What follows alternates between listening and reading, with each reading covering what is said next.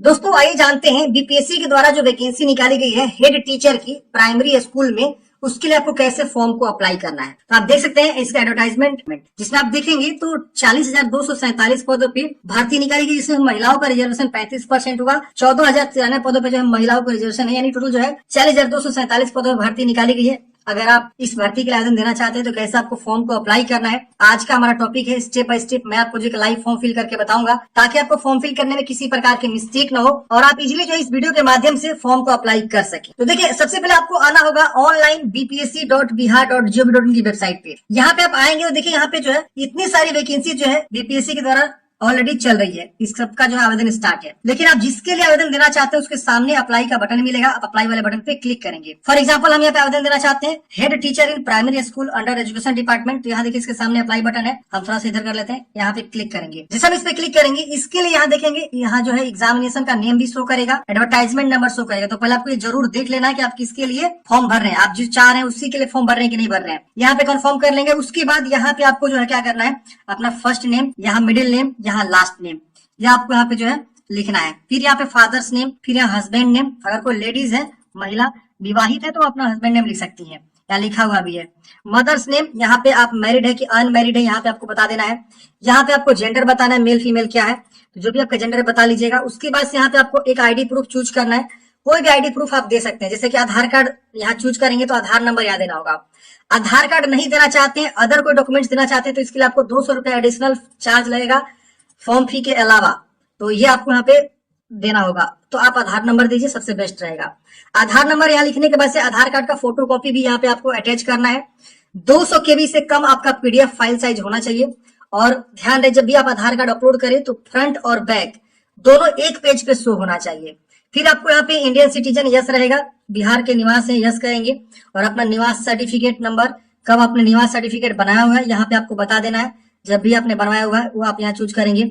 और निवास का जो सर्टिफिकेट है उसको आप पीडीएफ में यहाँ पे अटैच करेंगे। 200 KB से कम होना चाहिए।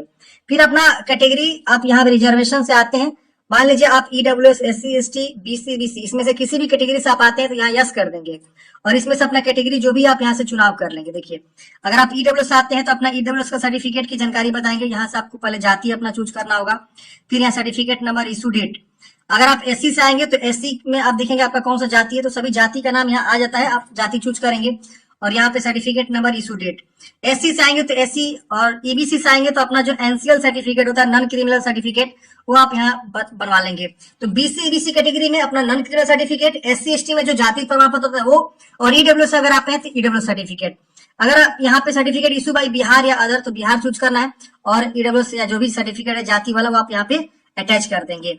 अब यहाँ पे अगर grand son, grand freedom fighter के आप हैं ग्रैंड सन, तो आप यस करेंगे, नहीं तो यहाँ पे नो करेंगे। अगर यस करते हैं तो उसका सर्टिफिकेट की जानकारी आपको देना होगा। विकलांग है तो यस करेंगे, और विकलांगता के बारे में आपको बताना होगा। इस प्रकार से देखिए आ जाएगा खुल के। अब नहीं है तो नो करेंगे, सब डिसेबल हो जाएगा। आप कंसेशनल फी देना चाहते हैं, मतलब आपको फी कंसेशनल, यहाँ यस कर देंगे। देखिए यहाँ एक शर्त याद रखिए, अगर आप SC ST, डिसेबिलिटी और फीमेल, इन चारों में से किसी भी कैटेगरी से आप बिलोंग करते हैं तो आप यहाँ यस जरूर कर दीजिएगा। अगर आप नो कर देंगे ना तो जो जनरल वाला फी होता है ना वो आप उससे काट लिया जाएगा। तो यहाँ पे आपको यस कर देना है। एक्स सर्विस में है तो यस करेंगे वरना नो करेंगे। यहाँ पूछ रहा है कि क्या आपने 3 इयर्स का रेगुलर सर्विस कंप्लीट कर लिया है बिहार गवर्नमेंट, यस करेंगे।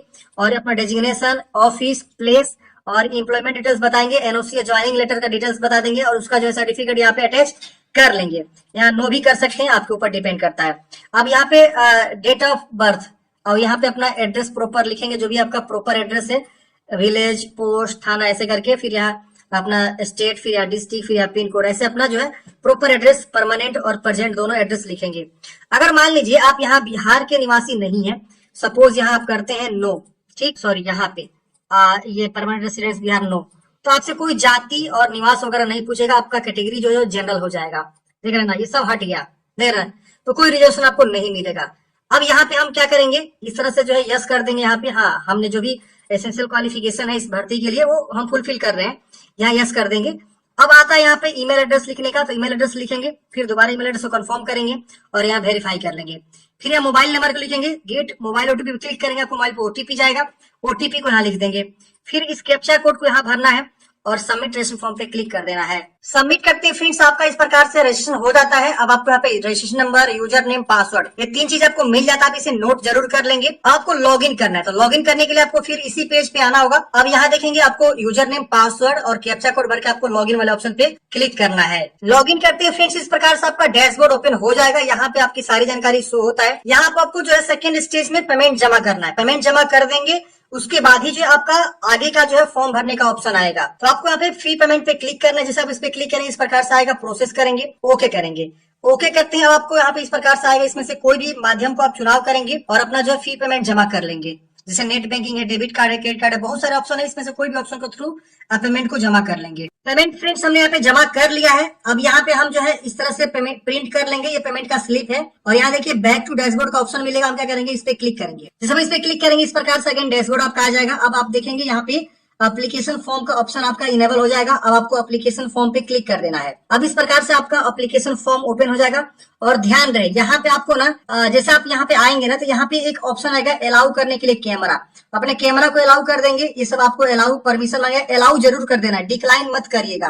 और देखिए एप्लीकेशन क्लोज हो जाएगा 15 मिनट के अंदर। तो आपको 15 मिनट के अंदर फॉर्म भर लेना है। मान लीजिए 15 मिनट के अंदर आप फॉर्म नहीं कंप्लीट कर पाते हैं तो आप दोबारा लॉगिन करके आप कंटिन्यू कर सकते हैं, कोई दिक्कत नहीं होने वाला। यहाँ पे आपकी सारी जानकारी सोती है। आप नीचे आएंगे मिलाते हुए और यहाँ पे आप देखेंगे नेक्स्ट का ऑप्शन मिलेगा, नेक्स्ट पे क्लिक कर देंगे। अब यहाँ पे आप देखेंगे तो आपका जो भी क्वालिफिकेशन है यहाँ पे आपको भरना है। तो यहाँ देख सकते हैं एग्जामिनेशन पास, तो इसमें से कोई भी एग्जामिनेशन आप पास है तो उसकी जो है सब्जेक्ट के बारे में, सेशन कैसे लिखते हैं, मान लीजिए आपका पासिंग ईयर जो है 2018 है और तो आपने 2016 में एडमिशन लिया होगा, तभी तो आप 2018 में कंप्लीट कर रहे हैं। तो ऐसे आप जो लिख देंगे 2016 से 2018। जैसे आपने किया होगा डीएलएड तो 2 साल का होता है, 2016 से 2018। अगर आपने बीएड किया है तो 2016 से 2018। ऐसे आपको लिखना है, मतलब आपका जो भी सेशन है तो सेशन ऐसे लिखना होता है, ठीक है ना। मैं एग्जांपल बताया। फिर आपको पासिंग डेट और मंथ ईयर बता देना है सर्टिफिकेट के अकॉर्डिंग। फिर इंस्टीट्यूट का नाम, यूनिवर्सिटी का नाम, कितना में कितना नंबर आपको मिला है, ऑब्टेन्ड और फुल मार्क्स, आपका परसेंटेज यहाँ पर लिखना होगा। फिर ग्रेजुएशन के बारे में, फिर इंटर के बारे में, फिर मैट्रिक के बारे में। तो ऐसे अपनी योग्यता के बारे में बता देंगे। अब यहाँ पूछ रहा है कि आपको यहाँ पे टीचर एलिजिबिलिटी टेस्ट के बारे में बताना है। अगर आप 2012 के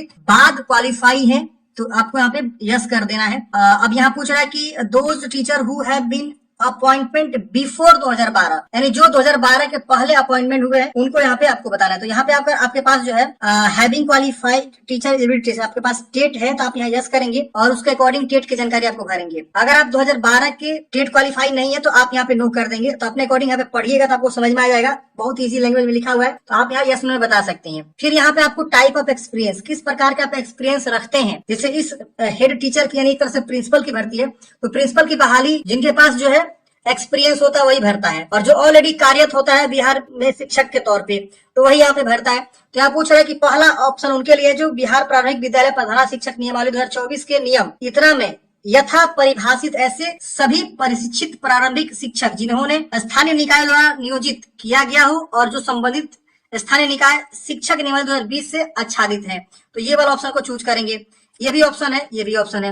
अब ये दूसरा जो ऑप्शन है फ्रेंड्स उनके लिए जो बिहार राज्य विद्यालय अध्यापक नियुक्ति स्थानांतरण अनुशासनिक कार्रवाई अंग सेवा शर्त नियमावली 2023 के अनुरूप है।